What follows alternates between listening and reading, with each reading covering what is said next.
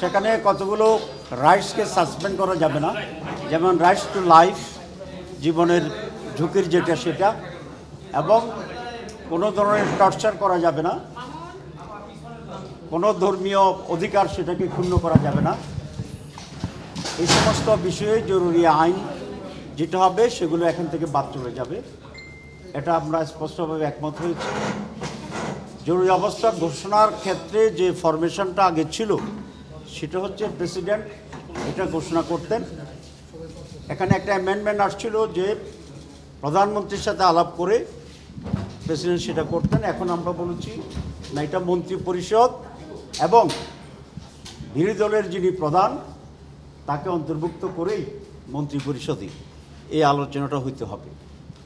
যদি বিরোধী দলীয় নেতা বা নেত্রী কোনো কারণে অনুপস্থিত থাকেন তাহলে সেখানে বিরোধী দলের উপনেতা এই মন্ত্রিপরিষদ মিটিংয়ে অন্তর্ভুক্ত থাকবেন এই বিষয়ের সিদ্ধান্তের জন্য।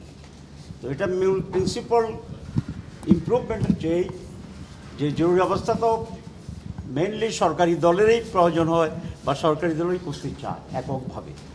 আমরা সেখানে বিরোধী দলের কনসেন্টটাকেও ইনক্লুড করার ব্যাপারে আমরা প্রস্তাব করেছিলাম এবং আজকের হাউস সর্বসম্মতিক্রমেই এটাকে অ্যাকসেপ্ট করেছে। সুতরাং জরুরি অবস্থা ঘোষণার ফাইনাল যে ফরমেশনটা সেটা হচ্ছে প্রেসিডেন্ট, মন্ত্রী পরিষদ এবং বিরোধী দলীয় যিনি প্রধান থাকবেন তিনি, তার কোনো কারণে অনুপস্থিত থাকলে তাহলে deputy leader of the opposition সেই বৈঠকে অন্তর্ভুক্ত হবে এবং সম্মিলিত আলোচনায় জরুরি অবস্থা ঘোষণা করা হবে। এটি হচ্ছে আজকের মেজর ইস্যু। রাষ্ট্রীয় ইস্যুতে সব রাজনৈতিক দল রাষ্ট্রপতি জারি করবেন মন্ত্রী পরিষদ এবং বিরোধী দলীয় নেতা বা নেত্রী ইনক্লুশনে তাদের অনুমোদন ক্রমে বা সুপারিশ ক্রমে এখানে জরুরি অবস্থা ঘোষণা করা যাবে। এখানে একটি প্রশ্ন কিন্তু থাকে, যেহেতু বিরোধী দলের কথা বলা হচ্ছে, সাধারণত দেখা যায় যে রাষ্ট্রের যে পরিস্থিতি থাকে সেখানে সরকারের সাথে বিরোধী দলেরই কিন্তু নানা ধরনের কর্মসূচি থাকে। কোনো একটা প্রেক্ষাপট এমন একটা দাঁড়িয়ে যায় তখন কিন্তু বিরোধী দলের রাজপথে অবস্থান নেয় সরকার, সাধারণত বিরোধী দলকে পরিস্থিতি মোকাবেলার জন্য জরুরি অবস্থা ঘোষণা করে। সেক্ষেত্রে তাহলে বিরোধী দলের মতামত নিয়ে কীভাবে এখানে এটা এই জন্য বলেছি এককভাবে যাতে না হয় কমপক্ষে, কারণ জরুরি অবস্থা শুধু বিরোধী দলকে দমনের জন্যই তৈরি হতে হয় এমন নয়, অনেকটা রাষ্ট্রীয় প্রয়োজনীয় জরুরি অবস্থা ঘোষণা করতে পারে।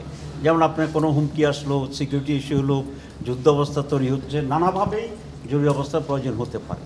মিসইউজ তো গভর্নমেন্ট যখন করে তখন বিরোধী দলীয় যিনি থাকবেন তিনি এটা অপোজ করবেন, ওর বাইরে সেটার বিরোধিতা করবেন, সাংবাদিক সম্মেলন করবেন, তার সে অধিকার থাকবে। কিন্তু এককভাবে যদি সরকারি দল করে তখন জনগণের যে রিয়েল প্রতিনিধিত্ব জরুরি অবস্থা দরকার কিনা এই প্রভিশনটা থাকে না। আমরা এই সুযোগটা রাখার পক্ষে আছি। Deputy leader of the opposition তাকে যাতে একটা প্রথমে শুধু বিরোধী দলীয় নেতার কথা বলা হয়েছিল, পরে আমরা এটা অ্যামেন্ড করেছি প্রস্তাবে যে যদি কোনো কারণে উনি না থাকে তাহলে তো অ্যাবসেন্ট হয়ে গেল। সুতরাং আরেকটা প্রভিশন সেটা ডেপুটি লিডার। কারণ হচ্ছে মন্ত্রী পরিষদের বৈঠকে মন্ত্রী পরিষদের স্ট্যাটাসের নিচে কেউ থাকাটা এটা সমীচীন নয়।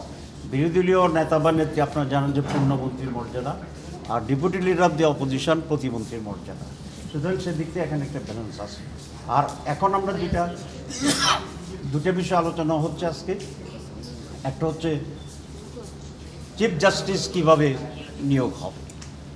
এক্ষেত্রে আমরা বলেছি যে সুপারসিড করার কোনো সুযোগ যেন না থাকে, একজন আরেকজনের ডিঙ্গে যাওয়ার। এই ডিঙ্গানোর কারণেই তো স্বভাববদ্ধ রাজনীতিবিদেরা বিচারক হয়ে গেছে। তো আমরা বলেছি নো, এখানে সুপারসিড করার কোনো প্রভিশন থাকবে না। সুতরাং যিনি জ্যেষ্ঠতম তিনি প্রধান বিচারপতি হবে।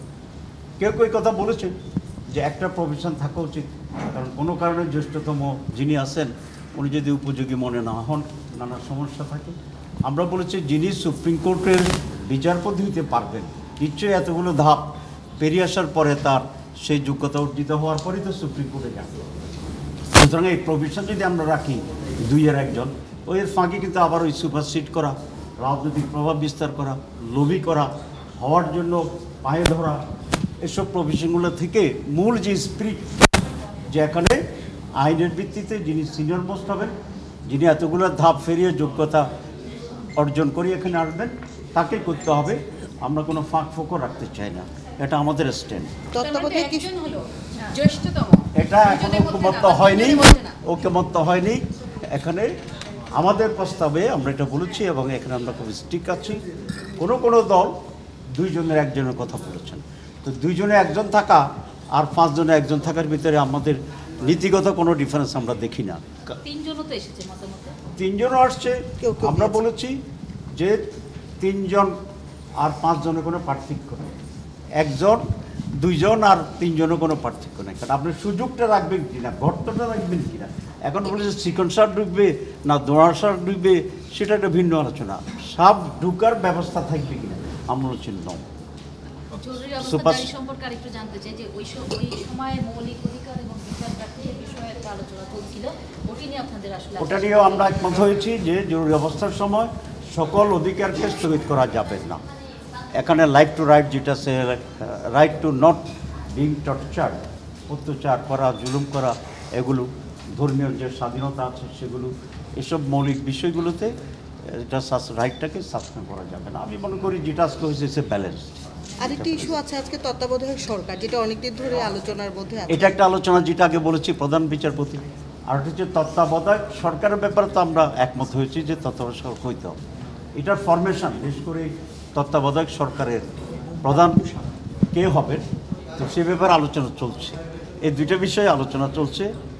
আমাদের স্ট্যান্ড ছিল যেটাকে একটা প্রাতিষ্ঠানিক রূপ দেওয়া, যাতে কেউ আসে কেউ করে যায় না, এবং সেই প্রাতিষ্ঠানিক রূপটা প্রথমে কমিশনেরও প্রস্তাব ছিল যে রিটার্নিং জ্যেষ্ঠতম, তারপরে না হলে তারপরে, এরকম 5টা অল্টারনেটিভ বিচারপতিদের কাছে আমরা দিয়েছি। কারণ আমাদের অভিজ্ঞতা হচ্ছে সচিবেরা যখন প্রধান হয় তাহলে এটা 14 থেকে 24-এ নির্বাচন হয়ে যায়।